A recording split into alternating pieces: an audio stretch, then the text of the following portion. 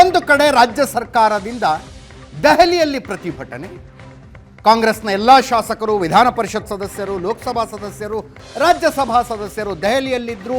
ಕೇಂದ್ರ ಸರ್ಕಾರದ ವಿರುದ್ಧ ದೆಹಲಿಯ ಜಂತರ್ ಮಂತರ್ನಲ್ಲಿ ಘೋಷಣೆ ಮೊಳಗಿಸಿದರು.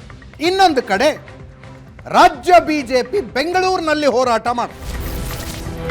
ವಿಧಾನಸೌಧದ ಗಾಂಧಿ ಪ್ರತಿಮೆಯ ಮುಂದೆ ರಾಜ್ಯ ಸರ್ಕಾರದ ವೈಫಲ್ಯ ಖಂಡಿಸಿ ಪ್ರತಿಭಟನೆ ಇತ್ತು.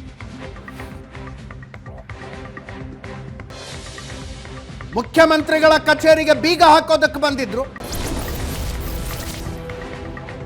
ನಿರೀಕ್ಷೆಯಂತೆ ಪೊಲೀಸರು ಬಿಡಲಿಲ್ಲ.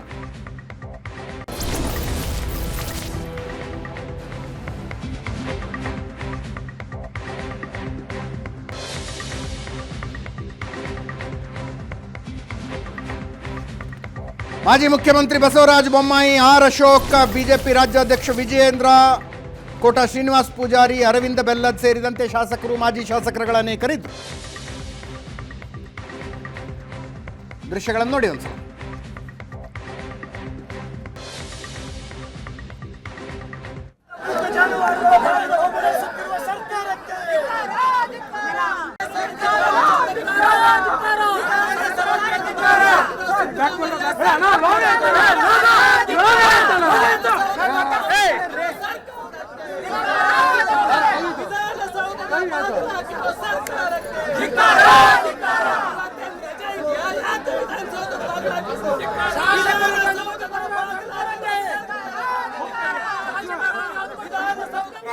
ನೀವ್ ಯಾವಾಗ ಕಾಲಿಕ್ಕಿದಿರೋ ಬರಗಾಲ ಬಂದಿದೆ.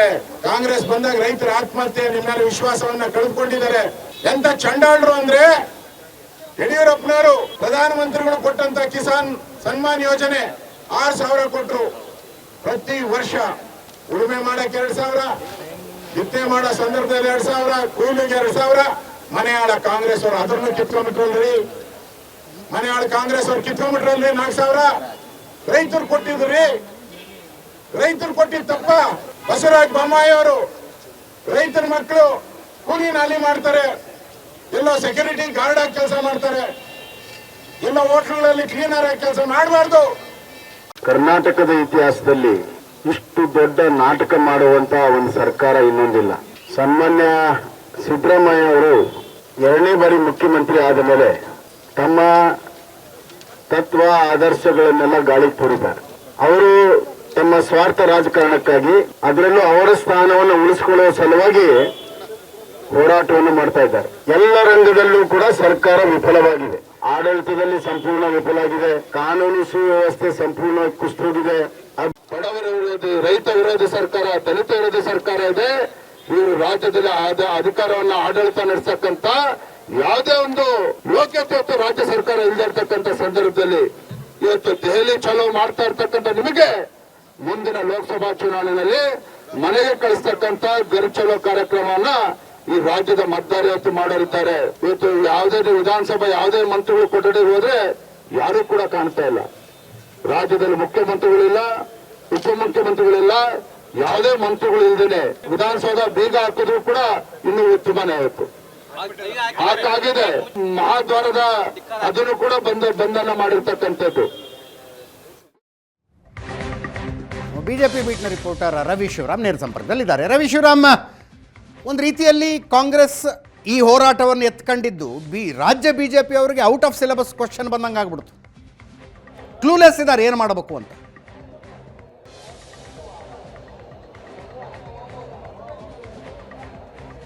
ಅಜಿತ್, ಮೊದಲನೇದಾಗಿ ವಿಜೇಂದ್ರ ಅವರು ರಾಜ್ಯಾಧ್ಯಕ್ಷರಾದ ಬಳಿಕ ಬಿಜೆಪಿ 9 ಪ್ರತಿಭಟನೆಯನ್ನು ಮಾಡಿದೆ ರಾಜ್ಯ ಮಟ್ಟದಲ್ಲಿ. ಕಾಂಗ್ರೆಸ್ ಅಧಿಕಾರಕ್ಕೆ ಬಂದು 7 ತಿಂಗಳಲ್ಲಿ ರಾಜ್ಯ ಮಟ್ಟದಲ್ಲಿ 7 ರಿಂದ 8 ಪ್ರತಿಭಟನೆಯನ್ನ ಮಾಡಿದೆ. ಯಾಕೆ ಈ ಮಾತನ್ನು ಹೇಳ್ತಾ ಇದ್ದೀನಿ ಅಂದ್ರೆ, ಒಂದು ರಾಜಕೀಯ ಪಕ್ಷವಾಗಿ ಯಾವ ರಾಜಕೀಯ ಪಕ್ಷಗಳೇ ಆಗಿರಲಿ, ಒಂದು ಜನರ ಅಥವಾ ಸಾರ್ವಜನಿಕ ವಿಚಾರಗಳ ಮೇಲೆ ಪ್ರತಿಭಟನೆಯನ್ನು ಮಾಡುವುದರ ಜೊತೆಗೆ ತನ್ನ ಪಾರ್ಟಿಯ ಏಳಿಗೆ ಮತ್ತು ತನ್ನ ಆಕ್ಟಿವ್ನೆಸ್ ಅನ್ನು ತೋರಿಸುವಂತ ಪ್ರಯತ್ನವನ್ನು ಸಂದರ್ಭದಲ್ಲಿ ಮಾಡುತ್ತೆ. ಕಾಂಗ್ರೆಸ್ ಸರ್ಕಾರ ನಡೆಸ್ತಾನೆ 7 ಪ್ರತಿಭಟನೆಯನ್ನು ಮಾಡಿದೆ ಅನ್ನೋದರ ಅರ್ಥ ಒಂದು ಲೋಕಸಭಾ ಚುನಾವಣೆಗೆ, ನಾ ಇದನ್ನು ಕೇವಲ ರಾಜಕೀಯವಾಗಿ ಮಾತ್ರ ಹೇಳ್ತಾ ಇದ್ದೀನಿ ಅಜಿತ್. ಅದು ಲಾಭ ನಷ್ಟ ಏನು, ಅನುದಾನ ಎಷ್ಟು ಬಂದಿಲ್ಲ, ನೀವೇ ಹೇಳಿದ್ರೆ ಸಂಜೆ 7 ಗಂಟೆ ಡಿಬೇಟ್ ಇದೆ ಅಂತ. ರಾಜಕೀಯವಾಗಿ ನೋಡಿದಾಗ ಸಹಜವಾಗಿ ಲೋಕಸಭಾ ಚುನಾವಣೆಗೆ ಕಾಂಗ್ರೆಸ್ ಯಾವ ರೀತಿ ನರೇಟಿವ್ ಅನ್ನು ಸೆಟ್ ಮಾಡಬೇಕು ಆ ಪ್ರಯತ್ನವನ್ನ ಮಾಡ್ತಾ ಇದೆ. ಅದಕ್ಕೆ ಕೌಂಟರ್ ರೂಪದಲ್ಲಿ ಬಿಜೆಪಿ ವಿಜೇಂದ್ರ ಅವರ ನೇತೃತ್ವದಲ್ಲಿ ಕಾಂಗ್ರೆಸ್ ಮಾಡ್ತಾ ಇರುವಂತ ಅಥವಾ ಕಾಂಗ್ರೆಸ್ ಸರ್ಕಾರವಾಗಿ ತೆಗೆದುಕೊಂಡಿರುವಂತಹ ಅನೇಕ ಕಾರ್ಯಕ್ರಮಗಳ ಬಗ್ಗೆ, ಯೋಜನೆಗಳ ಬಗ್ಗೆ, ಸಾರ್ವಜನಿಕರಲ್ಲಿ ಎದ್ದಿರುವಂತಹ ಅನೇಕ ಆಕ್ಷೇಪಗಳ ಬಗ್ಗೆ ಅವರು ಅದನ್ನು ಹೇಗೆ ಕೌಂಟರ್ ಮಾಡಬೇಕು ಅನ್ನುವಂಥ ಪ್ರಯತ್ನವನ್ನು ಮಾಡ್ತಾ ಇದ್ದಾರೆ. 2000 ಅಂದ್ರೆ ಮೊನ್ನೆ ವಿಧಾನಸಭಾ ಚುನಾವಣೆ ಮುಕ್ತಾಯವಾದ ಬಳಿಕ ಅಜಿತ್ ಮೊದಲು ಬಿಜೆಪಿಯಲ್ಲಿ ಕೇಳಿ ಬಂದಂತ ಆರೋಪಗಳೇನು? ಕಾಂಗ್ರೆಸ್ ವಿಪಕ್ಷದ ಸ್ಥಾನದಲ್ಲಿ ಇದ್ದುಕೊಂಡು 40% ಆರೋಪವನ್ನ ಮಾಡಿತು, ಈಶ್ವರಪ್ಪ ಅವರ ಮೇಲೆ ಭ್ರಷ್ಟಾಚಾರದ ಆರೋಪವನ್ನು ಹೊರಡಿಸಿತು, ಆಮೇಲೆ ಕಮಿಷನ್ ಆರೋಪವನ್ನು ಮಾಡಲಾಯಿತು. ಕೆಂಪಣ್ಣ ಅವರು ಬಂದು ಕಮಿಷನ್ ಆರೋಪವನ್ನು ಮಾಡಿದಾಗ ಬಿಜೆಪಿಯ ಶಾಸಕರುಗಳಾಗಲಿ ಸಚಿವರುಗಳಾಗಲಿ ಪ್ರಮುಖ ನಾಯಕರು ಅಂತ ಅನ್ಸ್ಕೊಂಡವರು ಸರಿಯಾಗಿ ನಾವು ಕೌಂಟರ್ನ್ನೇ ಕೊಡಲಿಲ್ಲ, ನಮ್ಮ ನೀರು ನಮ್ಮ ಹಕ್ಕು ಅಂತ ಹೋರಾಟವನ್ನು ಮಾಡಿ ಪಾದಯಾತ್ರೆಯನ್ನು ಕಾಂಗ್ರೆಸ್ ಮಾಡಿತು. ಅಂದ್ರೆ ವಿಧಾನಸಭಾ ಚುನಾವಣೆಗೆ ಬೇಕಾದ ಯಾವ ಒಂದು ನೆರೇಟಿವ್ ಅನ್ನು ಸೆಟ್ ಮಾಡಬೇಕಾಗಿತ್ತು ಆ ನೆರೇಟಿವ್ ಅನ್ನು ಸೆಟ್ ಮಾಡಿ ಬಿಜೆಪಿ ಸೋಲುವುದಲ್ಲಿ ಮತ್ತು ಬಿಜೆಪಿಯನ್ನು ಸೋಲಿಸೋದಕ್ಕೆ ಬೇಕಾದ ಪೂರ್ವ ತಯಾರಿಗಳನ್ನು ಕಾಂಗ್ರೆಸ್ ಬಹಳ ಅದ್ಭುತವಾಗಿ ಮಾಡಿತ್ತು ಅನ್ನುವಂಥ ಮಾತುಗಳನ್ನ ಸ್ವತಃ ಬಿಜೆಪಿಗರು ಮಾತಾಡ್ತಾ ಇದ್ರು. ಈಗ ಲೋಕಸಭಾ ಚುನಾವಣೆ ಹತ್ರ ಬರ್ತಾ ಇದೆ. 25 ಕ್ಷೇತ್ರಗಳನ್ನ ಗೆದ್ದಿರುವ ಬಿಜೆಪಿಗೆ ಜೆಡಿಎಸ್ ಜೊತೆ ಮೈತ್ರಿಯನ್ನ ಮಾಡಿಕೊಂಡಿದೆ. ಸ್ಥಳೀಯವಾಗಿ ಜೆಡಿಎಸ್ ಜೊತೆ ಸಂಪರ್ಕವನ್ನ, ಕಾರ್ಯಕರ್ತರ ಜೊತೆ ಸಂಬಂಧವನ್ನು ಉತ್ತಮಪಡಿಸಿಕೊಳ್ಳುವುದರ ಜೊತೆಗೆ ಈಗೇನು ಕಾಂಗ್ರೆಸ್ ಇಲ್ಲಿ ಅಧಿಕಾರದಲ್ಲಿ ಇದೆ, 135 ಸ್ಥಾನಗಳನ್ನು ಗೆದ್ದಿದೆ. ಹೀಗಾಗಿ ಬಿಜೆಪಿ ಮತ್ತೆ ಆ ಸ್ಥಾನವನ್ನು ಉಳಿಸಿಕೊಳ್ಳುವಂತಹ ಒಂದು ಪ್ರಯತ್ನದ ಭಾಗವಾಗಿ ಅವರು ಕೂಡ ಕೌಂಟರ್ ಅಟ್ಯಾಕ್ ಅನ್ನ ಮಾಡ್ತಾ ಇದ್ದಾರೆ. ನಾನು ಯಾಕೆ ಇದನ್ನು ಹೇಳಿದೆ ಅಂದ್ರೆ 70 ದಿನಗಳಲ್ಲಿ 9 ಪ್ರತಿಭಟನೆಯನ್ನ ಮಾಡಿದ್ದಾರೆ. ಹಾವೇರಿಗೆ ಹೋಗಿ ಪ್ರತಿಭಟನೆಯನ್ನ ಮಾಡಿದ್ರು, ಬೊಮ್ಮಾಯಿ ಅಶೋಕ್ ಮಾಡಿದ್ರು, ಹನುಮ ಧ್ವಜದ ವಿಚಾರವಾಗಿ ಪ್ರತಿಭಟನೆಯನ್ನ ಮಾಡಿದ್ರು, ಇವತ್ತು ಫ್ರೀಡಂ ಪಾರ್ಕ್ ಅಲ್ಲಿ 3 ಪ್ರತಿಭಟನೆಯನ್ನ ಮಾಡಿದ್ದಾರೆ. ಒಟ್ಟು 9 ಪ್ರತಿಭಟನೆಗಳು. ಅಂದ್ರೆ ಹಿಂದೆ ಆಗಿರುವ ತಪ್ಪುಗಳನ್ನ ಸರಿ ಮಾಡಿಕೊಳ್ಳುವಂತ ಪ್ರಯತ್ನದಲ್ಲಿ ಬಿಜೆಪಿ ಆಕ್ಟಿವ್ ಆಗಿದೆ ಅಂತ ಹೇಳಬೇಕಾಗತ್ತೆ. ಯಾಕೆಂದ್ರೆ ಈ ರೀತಿಯ ನೆರೇಟಿವ್ಗಳನ್ನ ಒಂದು ಆಡಳಿತ ಪಕ್ಷವಾಗಿ ಕಾಂಗ್ರೆಸ್ ನಿಂತ್ಕೊಂಡು ಧರಣಿಗೆ ಸಾರ್ವಜನಿಕರ ಮುಂದೆ ಹೋಗಿ ಬೀದಿಗಿಳಿದು ಹೋರಾಟವನ್ನು ಮಾಡುವಾಗ ವಿಪಕ್ಷವಾಗಿ ಹೇಗೆ ಮಾಡಬೇಕು ಆ ಕೆಲಸವನ್ನು ಇವತ್ತು ಬಿಜೆಪಿ ಮಾಡಿದೆ. ಇದರಲ್ಲಿ ಅನುದಾನ ತಾರತಮ್ಯನೋ, ಅದು ಯಾವ್ಯಾವ ಲೆಕ್ಕಾಚಾರಗಳ ಪ್ರಕಾರ ರಾಜ್ಯಕ್ಕೆ ಅನುದಾನವನ್ನು ಕೊಡ್ತಾರೆ ಎನ್ನುವಂಥದ್ದು ಈಗ ನಿನ್ನೆ ಮೊನ್ನೆ ನಿರ್ಣಯ ಆಗಿರೋದಲ್ಲ. ಆದ್ರೆ ಈಗ ಬಿಜೆಪಿ ಅವರು ರಾಷ್ಟ್ರ ಸರ್ವೋಪರಿ ಅವ್ರದ್ದು ವಾದ ಆಗಿತ್ತು. ದೇಶವೇ ಎಲ್ಲದಕ್ಕಿಂತ ದೊಡ್ಡದು ದೇಶ ಅನ್ನುವುದರ ಮುಂದೆ ಇನ್ನೇನೂ ಇಲ್ಲ ಅಂತ. ಅದಕ್ಕೆ ಕಾಂಗ್ರೆಸ್ನವರು ಆ ಕಾರಣಕ್ಕೆ ಈ ಅನ್ಯಾಯ ನಾವು ಸಹಿಸಿಕೊಳ್ಳೋದಿಲ್ಲ ಅಂತ ಬಂದಿದ್ದಾರೆ. 100 ರೂಪಾಯಿ ಟ್ಯಾಕ್ಸ್ ಕೊಟ್ಟರೆ 13 ರೂಪಾಯಿ ಅಷ್ಟೇ ನಮಗೆ ವಾಪಸ್ ಬರ್ತಾ ಇರೋದು ಅಂತ. ಇದು ಒಂದು ರೀತಿಯಲ್ಲಿ ಔಟ್ ಆಫ್ ಸಿಲೆಬಸ್ ಕ್ವಶನ್.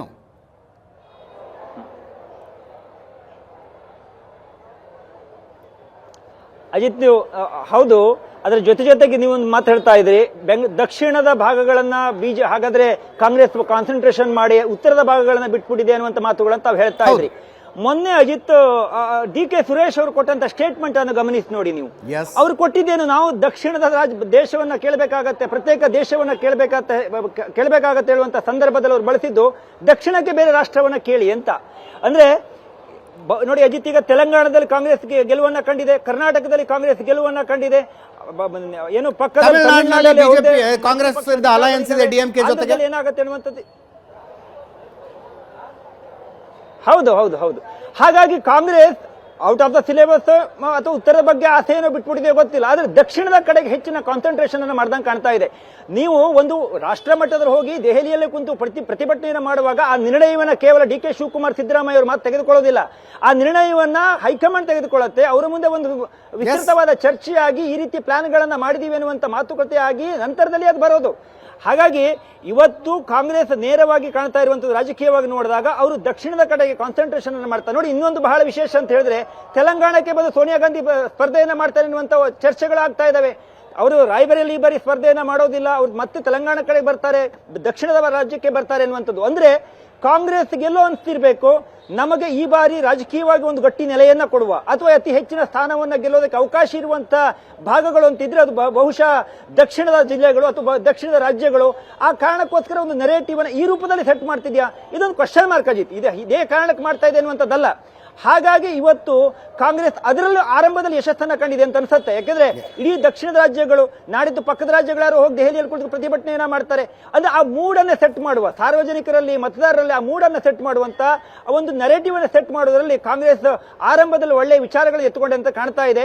ಅದಕ್ಕೋಸ್ಕರವೇ ಅಜಿತ್ ಇವತ್ತು ದೆಹಲಿಯಲ್ಲಿ ಕೇವಲ ಕರ್ನಾಟಕದಲ್ಲಿ ಮಾತ್ರ ಅಲ್ಲ, ದೆಹಲಿಯಲ್ಲಿ ಅನೇಕ ಸಚಿವರುಗಳು ಮಾತನಾಡಿದ್ರು, ಕರ್ನಾಟಕದ ಸಂಸದರುಗಳು ಮಾತನಾಡಿದ್ರು, ಜಂಟಿ ಪತ್ರಿಕಾಗೋಷ್ಠಿಗಳನ್ನ ಮಾಡ್ತಾ ಇದ್ದಾರೆ. ಒಂದು ಆಡಳಿತ ಪಕ್ಷವಾಗಿ ಕಾಂಗ್ರೆಸ್ ತೆಗೆದುಕೊಳ್ಳುವ ನಿರ್ಣಯಗಳಿಗೆ ವಿಪಕ್ಷ ಉತ್ತರವನ್ನ ಕೊಡುವಂತ ಸಂದರ್ಭ ಬಂದಿದೆ. ಸಾಮಾನ್ಯವಾಗಿ ವಿಪಕ್ಷಗಳು ಆಡಳಿತ ಪಕ್ಷದ ಮೇಲೆ ಒಂದು ನೆರೇಟಿವ್ ಅನ್ನು ಸೆಟ್ ಮಾಡ್ತಾರೆ, ಅವರು ಒಂದು ಹೊಸ ವಿಚಾರಗಳನ್ನ ಬಿಡ್ತಾರೆ.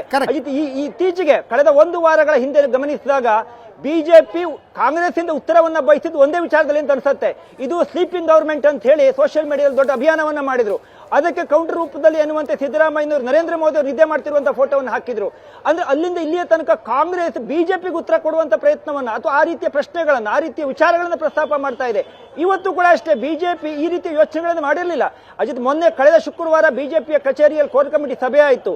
ಕೋರ್ ಕಮಿಟಿ ಸಭೆಯಾಗಿ ಕಾಂಗ್ರೆಸ್ ಅವರು ದೆಹಲಿಗೆ ಹೋಗಿ ಪ್ರತಿಭಟನೆ ಮಾಡ್ತಾರೆ ಅನ್ನುವಂಥ ವಿಚಾರ ಮೊದಲೇ ಗೊತ್ತಿರುವ ಕಾರಣಕ್ಕೋಸ್ಕರ ಕೋರ್ ಕಮಿಟಿ ಸದಸ್ಯರು ಒಂದು ಪ್ಲಾನ್ ಅನ್ನ ಮಾಡಿದ್ರು. ಅವರು ದೆಹಲಿಗೆ ಹೋಗಿ ಒಂದು ವಿಚಾರವನ್ನು ಪ್ರಸ್ತಾಪ ಮಾಡ್ತಾ ಇದ್ದಾರೆ, ದೇಶ ಮಟ್ಟದಲ್ಲಿ ಸುದ್ದಿ ಆಗ್ತಾ ಇದೆ, ನಾವೇನು ಮಾಡಬೇಕು ಅನ್ನುವಂತ ವಿಚಾರ ಪ್ರಸ್ತಾಪವಾದಾಗ, ಮಂಡನೆ ಆದಾಗ ನಾವು ಬೆಂಗಳೂರಲ್ಲಿ ಹೋಗಿ ಪ್ರತಿಭಟನೆ ಮಾಡೋಣ, ಗಾಂಧಿ ಪ್ರತಿಮೆ ಎದುರುಗಡೆ ಪ್ರತಿಭಟನೆ ಮಾಡೋಣ ಅಂತ.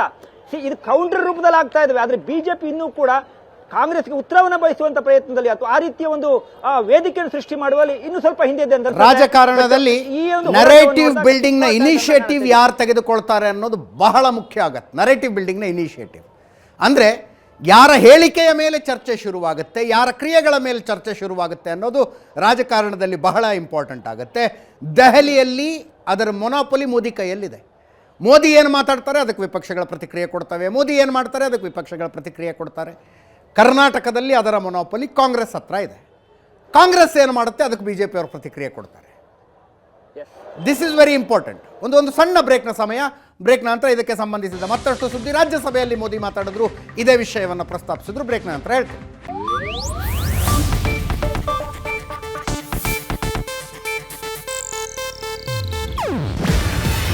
ಇದು ಏಷ್ಯಾನೆಟ್ ನ್ಯೂಸ್ ನೆಟ್ವರ್ಕ್ ಪ್ರಸ್ತುತಿ. ನೀವು ನೋಡ್ತಿದ್ದೀರಾ ಏಷ್ಯಾನೆಟ್ ಸುವರ್ಣ ನ್ಯೂಸ್.